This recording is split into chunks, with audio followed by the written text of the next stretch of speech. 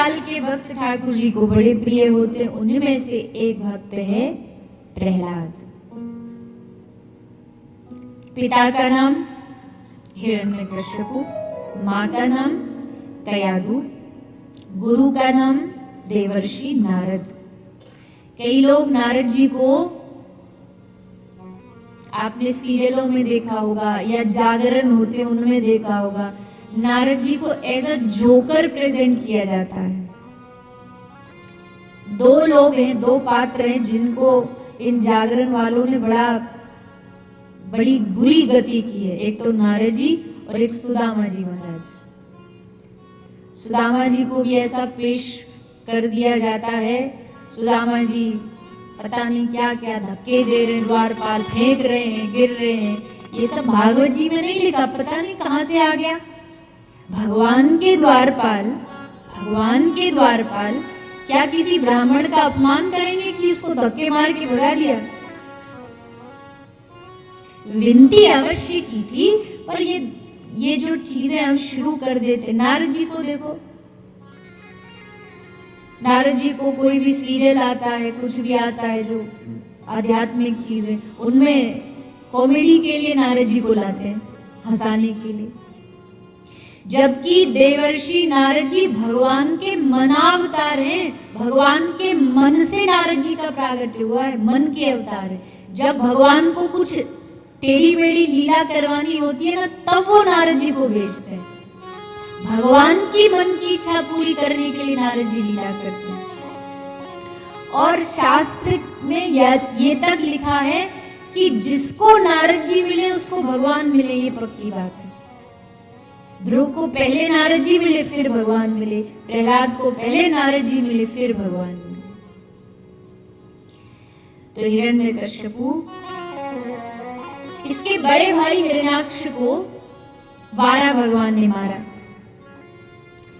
अपने भाई के दुश्मन से बदला लेने के लिए तपस्या करने चला गया। घोर तप किया, ब्रह्मा जी प्रसन्न हुए, प्रकट हुए, वरम ब्रूहि, बेटा मांग क्या चाहिए? तो बोला अमर होने का वरदान दे लो। तो ब्रह्मा जी बोले ये तो संभव नहीं है, क्योंकि मैं स्वयं अमर नहीं हूं, तो मैं अमर कहां से बनाऊं? कुछ और मांगो। तो बोला ठीक है, फिर एक नहीं 6 वरदान चाहिए। मांग, 6 कौन से चाहिए?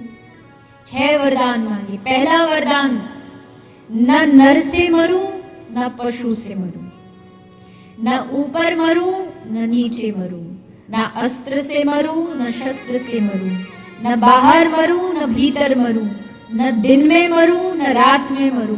और 6वां ये दे दो कि 12 महीने में से किसी भी महीने में न मरूं।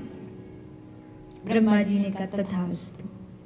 बस अभिमान भर गया, अब तो मुझे कोई मार नहीं सकता, कोई मेरा कुछ बिगाड़ नहीं सकता। चारों तरफ उसने अपनी दुष्ट प्रवृत्ति से लोगों को परेशान करना शुरू कर दिया।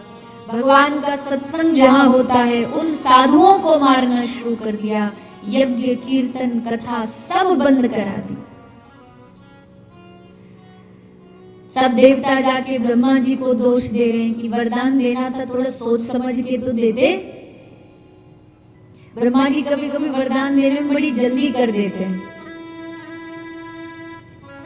एक बार की संत कथा सुनाते हैं, कोई एक व्यक्ति को नारद जी मिले, तो नारद जी से उसने पूछा, नारद जी एक बात बताइए, ये जो अपने 3 देवता हैं ब्रह्मा विष्णु महेश, इन तीनों में से जल्दी प्रसन्न कौन सा देवता होता है? जो जल्दी प्रसन्न हो, क्योंकि टाइम हमारे पास है नहीं इतना, तो जो जल्दी प्रसन्न होगा उसी का तप करेंगे। तो नारद जी बोले जल्दी प्रसन्न होने वाले देवता तो हमारे ब्रह्मा जी। क्यों ब्रह्मा जी जल्दी क्यों प्रसन्न होते? क्योंकि देखो विष्णु जी के आपको मंदिर मिल जाएंगे, शंकर जी के मिल जाएंगे, ब्रह्मा जी का नहीं मिलेगा। ब्रह्मा जी को कोई पूजा करता ही नहीं, एक आध कोई पूजता है तो ब्रह्मा जी सोचते ये भी हाथ से ना निकल जाए, इससे पहले जाके दर्शन दे दो। तो इसलिए बेचारे ब्रह्मा जी जल्दी प्रसन्न हो जाते हैं। अच्छा ठीक है, तो उनका ही अब तो तप करो। तो बैठ गया। ब्रह्मा जी की तपस्या कर रहा है। 1 महीने, 2 महीने, 3 महीने हो गए। 3 महीने बाद ब्रह्मा जी प्रकट हुए। ब्रह्मा जी ने कहा, वरम ब्रूहि, बेटा वरदान मांग, वरदान मांग। और सुन, तू क्या सोचता है शंकर जी वरदान दे सकते, विष्णु जी दे सकते, ब्रह्मा जी नहीं दे सकते क्या? चल, आज तुझे छुट्टी दी, 1 नहीं 3 वरदान मांग तू मुझसे। अब तो भक्त राजी, एकदम मन में रसगुल्ले, आहा, 3 वरदान एक साथ। ब्रह्मा जी ने कहा, मांग क्या चाहिए? तो हाथ जोड़ के बोला, ब्रह्मा जी पहला वरदान ये दे दीजिए। थोड़ा शर्माता हुआ बोला, हमारा प्रभु बड़ा बड़ा कितने दिनों से कोशिश कर रहे हैं पर हमारा ब्याह नहीं हो रहा है, तो कोई बढ़िया सी हमको चंद्रमुखी मिल जाए, ऐसा आशीर्वाद दे दीजिए। ब्रह्मा जी ने कहा, तथास्तु, मांग दूसरा बोल। ब्रह्मा जी, अब बहू घर आएगी तो थोड़ा सा घर वर भी ठीक होना चाहिए ना, तो एक बढ़िया सा बंगला दे दीजिए। तथास्तु, मांग तीसरा क्या चाहिए? थोड़े चुप हो गया। ब्रह्मा जी बोले, बोलना क्या चाहिए तुझे तीसरा, मांग। तो हंसता हुआ बोला, ब्रह्मा जी तीसरा ये दे दो, जब मन चाहे 3 वरदान और मांग सको।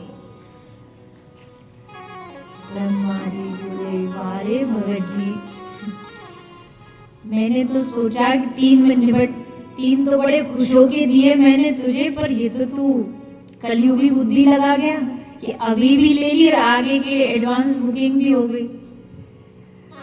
ब्रह्मा जी अब क्या करे, वरदान देना पड़ेगा, तपस्या जो की है इसने 3 महीने। ब्रह्मा जी ने तथास्तु कह करके चले गए।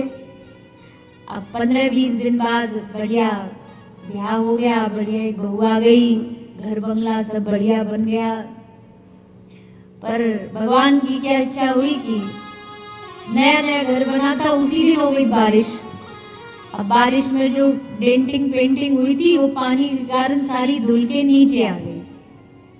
अब सोचा पेंटर को बुलाऊं, तो फिर मन में आया, अरे पेंटर को क्यों बुलाऊं, अपने ब्रह्मा जी है ना, वो करेंगे। तो तुरंत शंख बजा, ब्रह्मा जी हाजिर हो। ब्रह्मा जी तुरंत हाथ जोड़ के हाजिर हो गए। कहिए जी, पहला वरदान, मेरे पूरे घर के बाहर पुताई करो। दूसरा वरदान, मेरे घर के आसपास कभी बारिश नहीं होनी चाहिए। और तीसरा वरदान, जब मन चाहे 3 और मांग सकूं। ब्रह्मा जी बोले, इसने बढ़िया फंसाया, सपने में भी नहीं सोचा था कि ऐसा हमको बिना पैसा का नौकर बना के रख देगा। अब तो कोई काम हो, कहीं जाना हो तो ब्रह्मा को बुलाओ, खांसी जुकाम हो गई तो डॉक्टर क्यों, ब्रह्मा है, सब काम में ब्रह्मा। ब्रह्मा जी बोले, हद हो गई। ब्रह्मा जी रोते रोते ठाकुर जी के पास गए, भगवान नारायण से कहा, प्रभु बचा लो, इस भगत से बचा लो। भगवान हंसे, ब्रह्मा जी आपका कलयुग के भक्तों से पाला थोड़ा कम पड़ता है ना, इसलिए आपको पता नहीं कि ये कलयुगी भक्त कैसी खोपड़ी के होते हैं। ये बाजार में जाएंगे तो फल 2 प्रकार के फल वाला बोलेगा कि ये केला 20 रुपया किलो, ये 15 रुपया किलो, ये 10 रुपया किलो, तो बोलेगा 10 वाला दे दे। क्यों? मंदिर में दान करना है। आप इनको 3-3 वरदान दे रहे हो खुश होकर के। ब्रह्मा जी बोले, ठाकुर जी बस अब बचा लो, आगे से हम ध्यान रखेंगे। तो भगवान ने उस भक्त की जिह्वा पर मैया सरस्वती को बिठाया और माता सरस्वती ने जब जिह्वा पे बैठी तो मांगा, पहले वरदान में मुक्ति दे दो, दूसरे वरदान में मुक्ति दे दो, तीसरा ऐसा दे दो कि कभी मांगने की इच्छा ही प्रकट ना हो हृदय। ब्रह्मा जी बोले, लो अब छूटे इससे। तो ब्रह्मा जी बेचारे कभी कभी जल्दबाजी में वरदान दे के फंस जाते हैं। 6 वरदान दे दिए इसको, हिरण्यकश्यप को। अब तो उसने आतंक मचाना शुरू कर दिया। इसके आतंक से पूरा राज्य थर थर कांपने लगा, देवता कांपने लगे।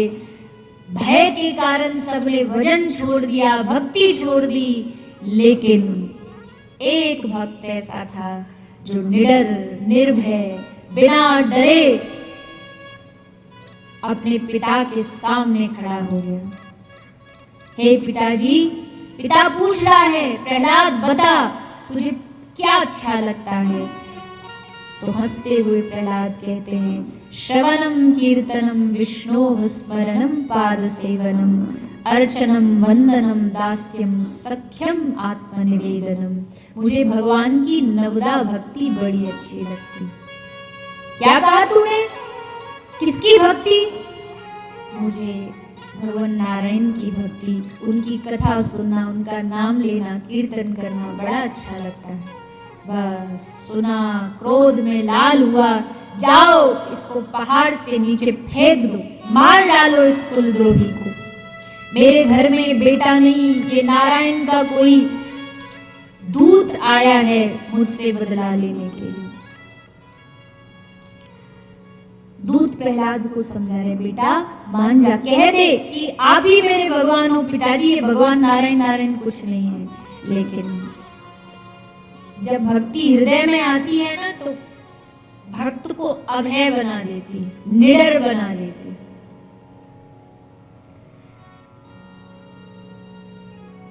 पिता की देख निष्ठुरता, नहीं प्रहलाद घबराया। पिता की देख निष्ठुरता, नहीं प्रहलाद घबराया। लगाया प्रेम से नारा,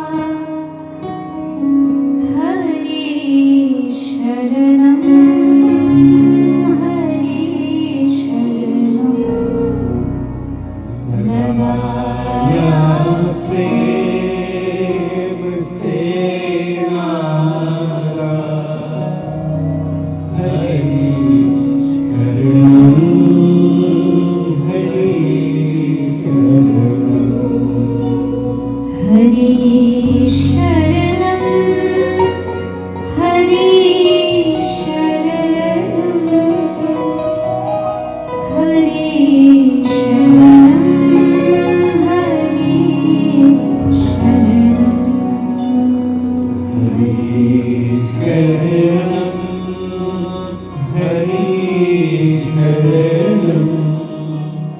हरि शरणम हरि शरणम।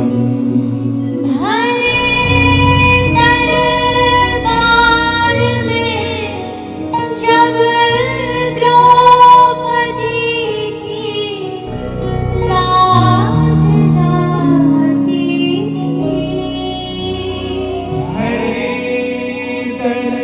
दरबार में जब द्रौपदी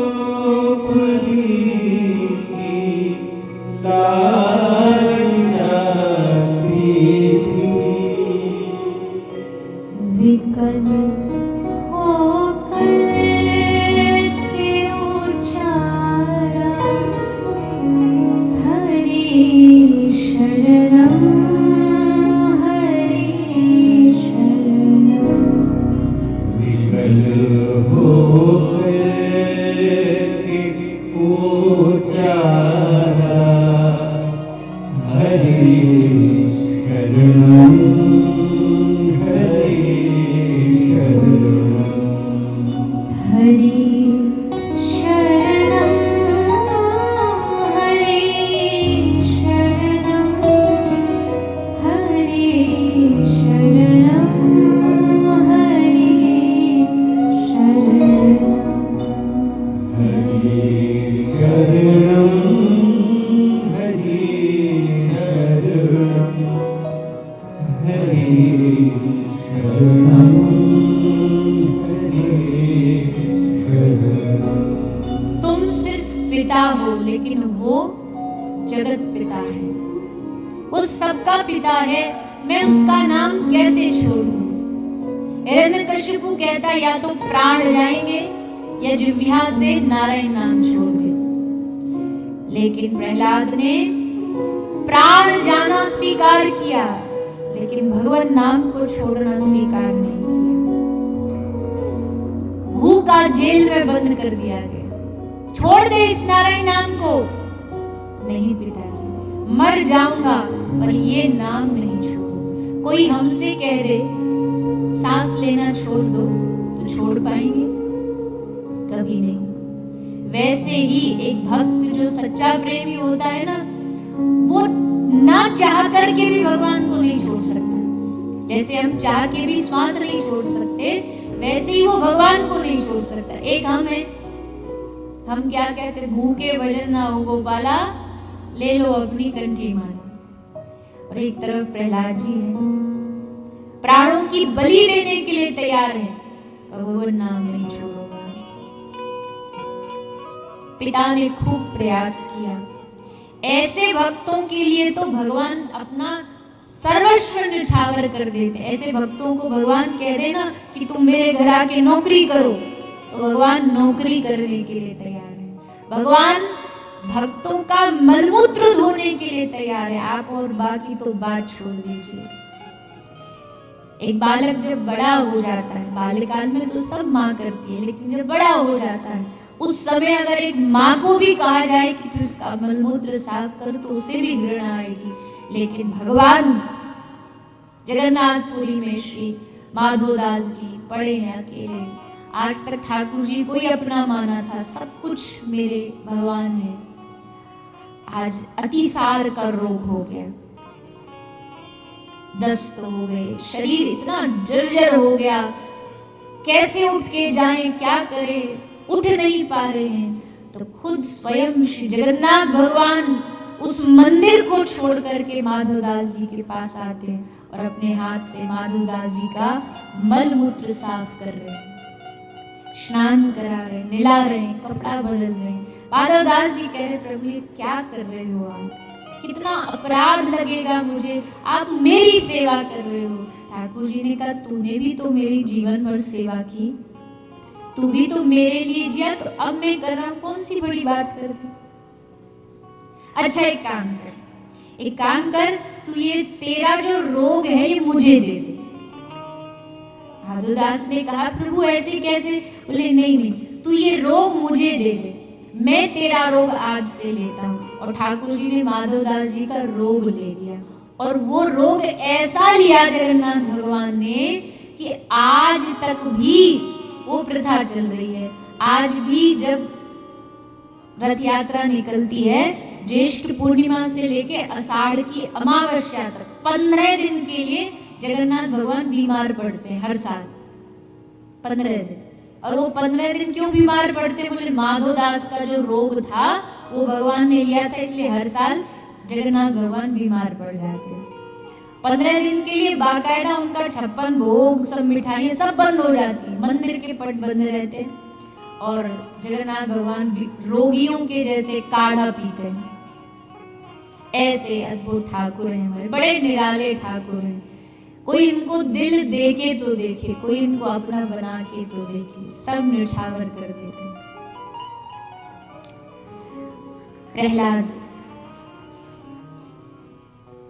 इतनी बार मारने का प्रयास किया, लेकिन हर बार ठाकुर जी आके बचाते हैं, क्योंकि जाको राखे साइया मार सके ना।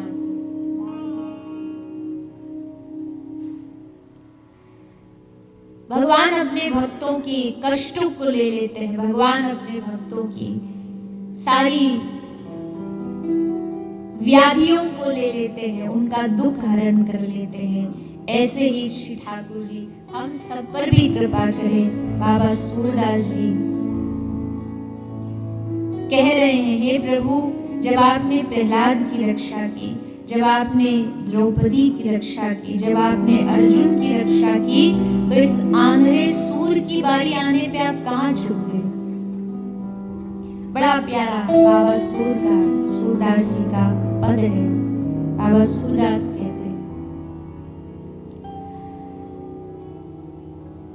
लाज रखो गिरधारी,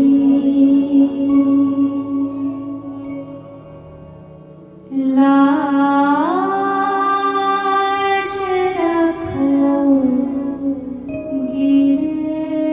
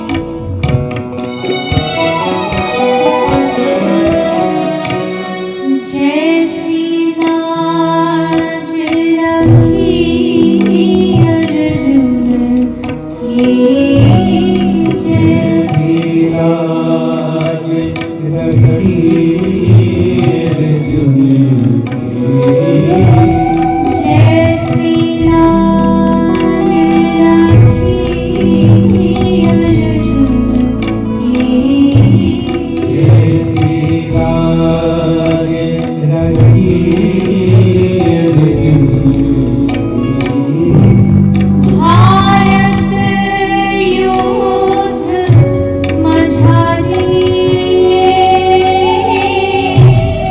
सारथी होके रथ को हाथों सारथी होके रथ को हाथों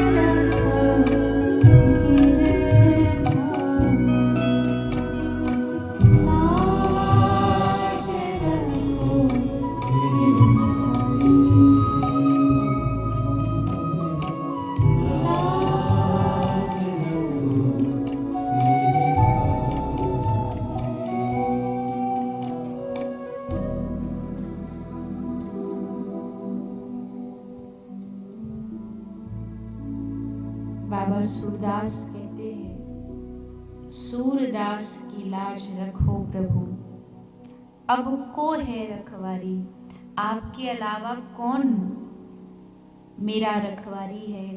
जैसी लाज द्रौपदी की रखी, अर्जुन की रखी, प्रहलाद की रखी, ऐसी लाज मेरी भी रखो।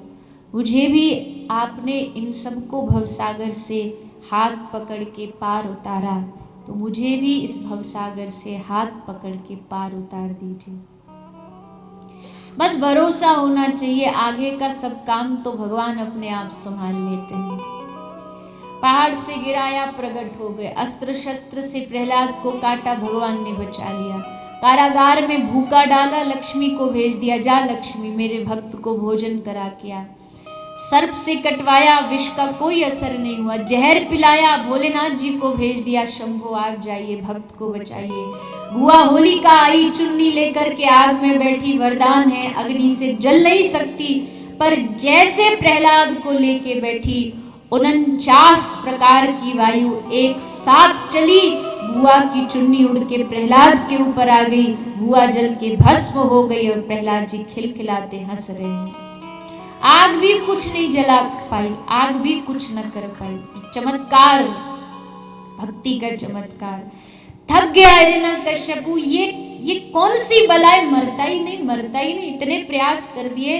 अंत में पूछा, प्रहलाद तू तेरे अंदर जादू कौन सा है ये जो तू किसी से नहीं मरता।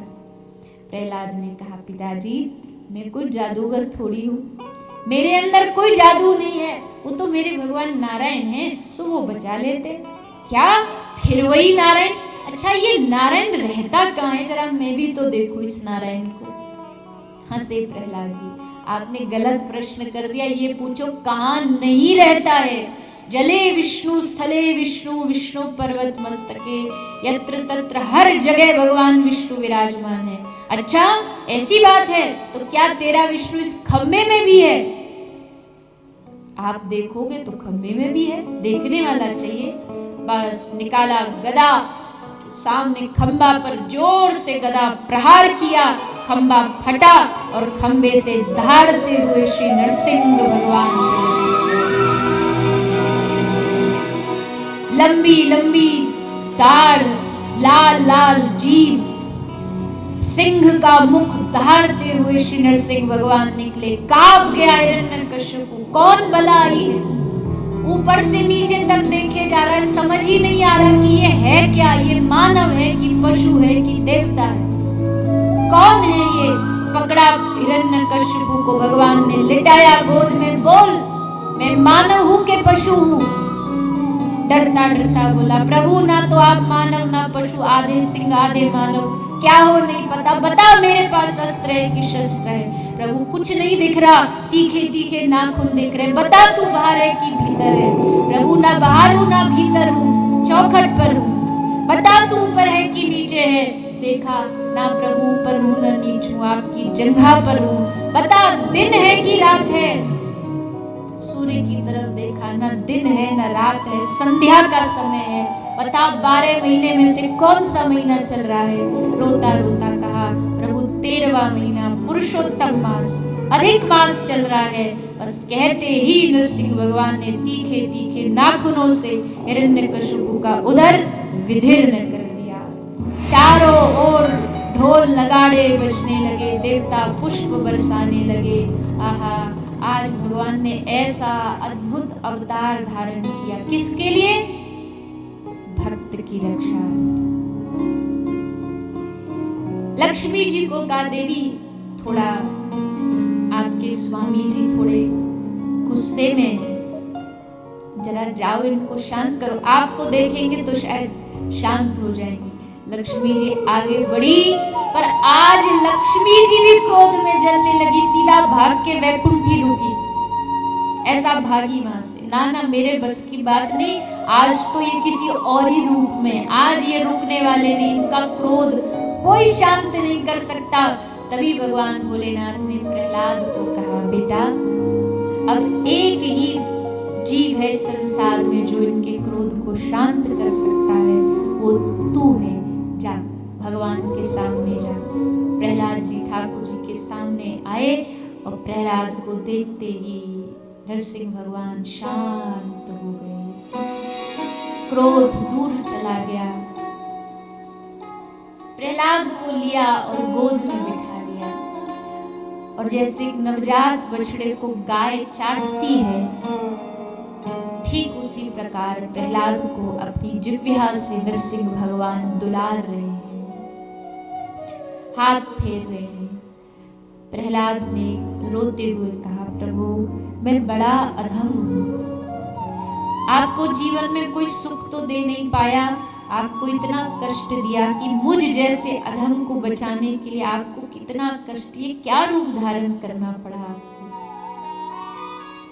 नरसिंह भगवान ने हाथ जोड़ के प्रहलाद को कहा, नहीं नहीं प्रहलाद, गलती तेरी नहीं, गलती तो मेरी है, क्षमा तो मुझे मांगनी चाहिए, और आज क्षमा मांगने ही आया हूं कि इतने दिन में चुपचाप बैठा रहा, मैं आया नहीं तुझे बचाने, ये मेरा अपराध है, ये मेरी भूल है। प्रहलाद ने कहा, क्यों मजाक करते हो, आज रूप से ही तो आए हो, अदृश्य रूप से तो हर बार तुमने ही मुझे बचाया है, कौन बचाने वाला था, तुमने ही तो बचाया। मांग प्रहलाद, तुझे क्या चाहिए, धन वैभव पद प्रतिष्ठा नाम यश क्या चाहिए। हाथ जोड़ के प्रहलाद ने मांगा, प्रभु मुझे आपकी निष्काम भक्ति चाहिए। भक्ति तो चाहिए, पर भक्ति भी सकाम नहीं, मांगने चाहने वाली भक्ति नहीं, निष्काम भक्ति दे दो, आपसे कभी मांगने की इच्छा मन में ना हो, ऐसी भक्ति दे दो। क्यों? एक शायर कहता है, मैं तुझे चाहूं तो चाहूं, पर तू न मुझको चाहना, क्योंकि तूने गर चाहा मुझे मगरूर हो जाऊंगा मैं, अभिमान आ जाएगा। मैं तुझे देखूं तो देखूं, पर तू न मुझको देखना, क्योंकि तूने गर देखा मुझे तो मशहूर हो जाऊंगा मैं तुझसे मांगू तो मांगू, पर तू कुछ न मुझको देना, क्योंकि तूने गर दिया मुझे तो भक्त नहीं फिर मजदूर कहलाऊंगा मैं। फिर वो भक्ति नहीं रही, फिर मजदूरी हो गई। मजदूरी में तो लेन देन चलता रहता है, हम तुम्हें दे तुम हमें दो, यही मजदूरी है। पर भक्ति में लेन देन नहीं, भक्ति में वह देना देना, तत्सुखे सुखित्वम, उनके सुख में सुखी रहना। निष्काम भक्ति का प्रहलाद जी ने वरदान मांगा। नरसिंह भगवान ने निष्काम भक्ति का वरदान देके प्रभु अपने धाम में वापस पुनः प्रवेश करते हैं। अंत में प्रहलाद जी कुछ वर्षों तक राज्य का पालन पोषण करते हैं और फिर अंत में भगवत धाम में चले जाते हैं। इस प्रकार श्री सुखदेव गोस्वामी ने प्रहलाद जी के चरित्र को श्रवण कराया है। भगवान केवल मानव भक्त ही नहीं, पशु भी अगर भगवान को शरणागत हो जाए तो भगवान उस पर भी कृपा करते हैं। इसकी क्या कथा है? एक गजेंद्र नाम का एक गजेंद्र हाथी था, अपने परिवार के साथ त्रिकूट पर्वत पे रहता था। एक बार उसके मन में इच्छा जागी कि चलो पूरे परिवार के साथ, मौसम बड़ा सुहाना हो रहा है, चलो घूम के आते हैं। जैसे हम सब पिकनिक पर जाते हैं तो पशु भी तो जाते हैं अपने परिवार के साथ, झुंड का झुंड लेकर के, उनकी भी मौज है। तो परिवार को लेके सरोवर में स्नान के लिए गजेंद्र आ गया। नहाया, स्नान किया, सबने खूब मस्ती की, एक दूसरे पर जल लेके सूंड से फेंक रहे हैं, मजे ले रहे हैं, आनंद ले रहे हैं। तभी इसी सुख में एक बाधा आई। एक ग्राह, एक मगरमच्छ ने आकर के गजेंद्र का पांव पकड़ लिया। गजेंद्र को भीतर खींच रहा है, उधर गजेंद्र बाहर निकलने का प्रयास कर रहा है, ग्राह भीतर खींच रहा है। दोनों में घमासान युद्ध हुआ। 1000 वर्ष तक ये युद्ध चला है, इतना भयंकर युद्ध था। न गजेंद्र हारा, न ग्राह हारा। ये गजेंद्र असलियत में क्या है? सुखदेव जी कह रहे, हे राजन, हम जीव ही गजेंद्र हैं। हम अपने परिवार के साथ मौज मस्ती से दिन काट रहे हैं, खूब घूम रहे हैं, फिर रहे, खा रहे, मजे ले रहे हैं। पता नहीं है कि एक मगर बैठा है, हमें अपनी ओर खींचने वाला है। और वो मगर क्या है? काल। काल मुंह फैलाए बैठा है कि इसका पांव पकड़ूं और इसको अपने में प्रविष्ट कर लूं। काल धीरे धीरे अपने आप में हमें ग्रसित करता जा रहा है। जैसे जैसे दिन बढ़ रहे हैं, काल की ओर हम बढ़ते जा रहे हैं। अचंबा देखिए, हर रोज सुबह जब हम जगते हैं तो हमारे जीवन का एक दिन कम हो जाता है, एक दिन माइनस हो रहा है। जन्मदिन मना रहे हैं, बड़े खुशी खुशी पार्टी दे रहे हैं, हाँ जी हमारा जन्मदिन है। उधर पता चल रहा है कि हमारे जीवन से 25 साल तो गए, बाकी थोड़े बहुत बचे, इनमें कुछ जो करना है कर लो, सावधान हो जाओ। इतनी निकल गई, आगे भी निकलती जा रही है। काल सबको अपनी ओर खींच रहा है। और कहते हैं जब काल आता है ना, कई लोग कहते हैं मृत्यु बिन बताए आती है। अरे नहीं नहीं, खूब बता के आती है, पर उसके लक्षणों को हम देखते नहीं है। ठाकुर जी कहते हैं मैं काल भेजने से पहले जीव की 4 घंटियां बजाता हूं। वो 4 घंटी एक प्रकार का एक लेटर है कि सावधान, मृत्यु आ रही है। पहली घंटी कौन सी बजती है? मालूम है किसी को? पहली घंटी कौन सी बजी? पहली घंटी बजी बाल सफेद। वैसे तो कलयुग है, आजकल ये घंटी जवानी में ही बज जाती है, पर पहले के समय में ये नियम था कि बाल सफेद होते और सबसे पहले बाल कान के पास सफेद होते, मानो कान में गुरु मंत्र दे रहे हो कि भैया सावधान, समय ज्यादा नहीं है। बाल सफेद हो गए। भगवान कहते हैं तूने बड़े अपने जवानी के समय में खूब बढ़िया बढ़िया तेल लगाए, खूब बढ़िया शैम्पू कंडीशनर किया, अब बता। पर आदमी कहाँ हार मानता है, तुरंत वो पार्लर में जाके बढ़िया काली पीली नीली, अब तो सब रंग की आ गई है, तो कोई भी डाई करवा लेगा। पर बूढ़े नहीं होंगे हम, कुछ भी हो जाए, बुढ़ापा नहीं देखने देंगे। ठाकुर जी बोले लो, तू हार नहीं मानेगा, मैं भी नहीं मानूंगा। भगवान दूसरी घंटी बजाते हैं। दूसरी घंटी क्या बजाई? आंखों से दिखाई देना कम हो गया। भगवान ने कहा तूने बड़े दुनिया के नजारे देखे, महफिलों में गया, अब थोड़ा आंख बंद कर और अंतर्मुखी हो जा। पर जी फिर भी हार नहीं मानता, तुरंत स्पेशलिस्ट के पास जाके बढ़िया से लगवा लेगा चश्मे। आजकल तो चश्मे की भी जरूरत नहीं, वो आ गए लेंसेज, तो पता भी नहीं चलता कि ये इसको दिखाई नहीं देता है। भगवान बोले अच्छा ले, तीसरी घंटी बजाई। तीसरी घंटी कौन सी बजती है? बताओ, आप बताओ, एक आध थोड़ा दिमाग लगाइए। है? हाँ, तीसरी घंटी बजी, बत्तीसी की बत्तीसी। अब कहते कुछ है, निकलता कुछ है, पर फिर भी हार नहीं मानेंगे। भगवान ने कहा तूने जवानी में कितने बढ़िया बढ़िया माल उड़ाए, अब दाल खिचड़ी खा और हरि गुण गा। पर फिर भी नहीं, तुरंत जाकर के डेंटिस्ट के पास जाके इतनी बढ़िया चमचमाती हुई लगाएंगे, पहली वाली से भी बढ़िया, पर हार नहीं मानेंगे। ठाकुर जी ने फिर चौथी घंटी बजाई। चौथी घंटी क्या बजाई? कमर 3 जगह से टेढ़ी हो गई।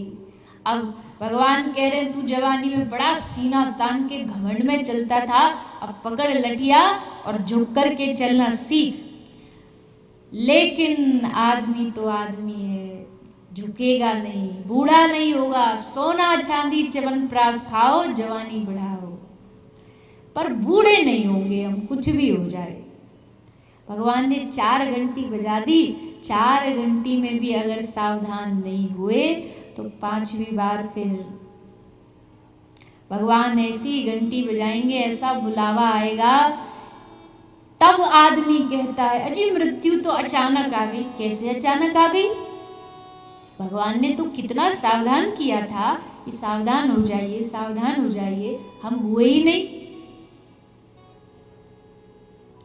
अब घर बैठ के आप हिसाब लगाना कितनी बच चुकी है किसकी, और जिसकी ज्यादा से ज्यादा हो उतना ही ज्यादा थोड़ा उस ओर चल पड़ो कि अब समय ज्यादा बचा नहीं है, लग जाइए। काल खींच रहा है अपनी ओर, हर दिन रेत की भांति हाथ से फिसलता जा रहा है। गजेंद्र हम जीव है और ग्राह मगर ये काल है। काल ने गजेंद्र को पकड़ लिया, खींचता जा रहा है जल में भीतर। गजेंद्र ने देखा शरीर की शक्ति ने काम करना बंद कर दिया। परिवार वाले छोड़ के चले गए, कोई साथ नहीं दे रहा। दुख में कौन किसका साथ देता है? सुख में फिर भी हाँ जी कर देंगे, लेकिन दुख आते ही जितने अपने सबसे पहले उन्हीं के चेहरे गायब होते, वही सबसे पहले एब्सेंट पाए जाते हैं। सब छोड़ के चले गए, खुद का बल खत्म हो गया, अब कहाँ जाऊं? तब अंत में गजेंद्र को अपने पूर्व जन्म की याद आई, पूर्व जन्म में किस प्रकार वो भक्ति करता था। आज गजेंद्र ने भगवान को पुकारा। भगवान आज गरुड़ पर आरूढ़ होकर के गजेंद्र के समक्ष आते हैं और आकर के भगवान गजेंद्र ग्राह दोनों को जल से बाहर निकाल करके ग्राह का सर धड़ से अलग करके गजेंद्र और ग्राह दोनों पर कृपा करते हैं। इस प्रकार गजेंद्र और ग्राह की कथा श्री शुकदेव जी ने श्रवण कराई है। इसके बाद समुद्र मंथन में क्या क्या प्रकट हुआ और देवताओं को उनका स्वर्ग लौटाने के लिए भगवान ने कौन सा अवतार ग्रहण किया, वो कथा आप हम सब श्रवण पान करेंगे। उससे पूर्व आइए एक प्यारा सा भजन गाते हुए, जैसा भी हम कथा सुन ही रहे हैं श्री भगवान के भक्तों की, इन भक्तों ने अपना जीवन ठाकुर जी को समर्पित किया तो भगवान ने रक्षा की। ठीक उसी प्रकार हम भी अपना जीवन भगवान को समर्पित करें और इस भाव से करें।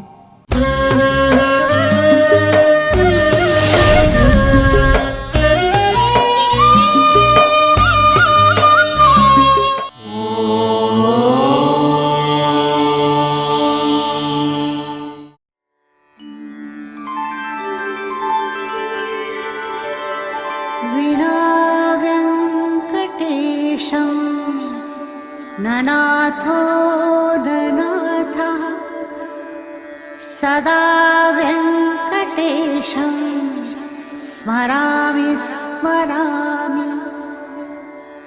हरे वेङ्कटेश प्रसीद प्रसीद। प्रियं वेङ्कटेश प्रयच्छ प्रयच्छ।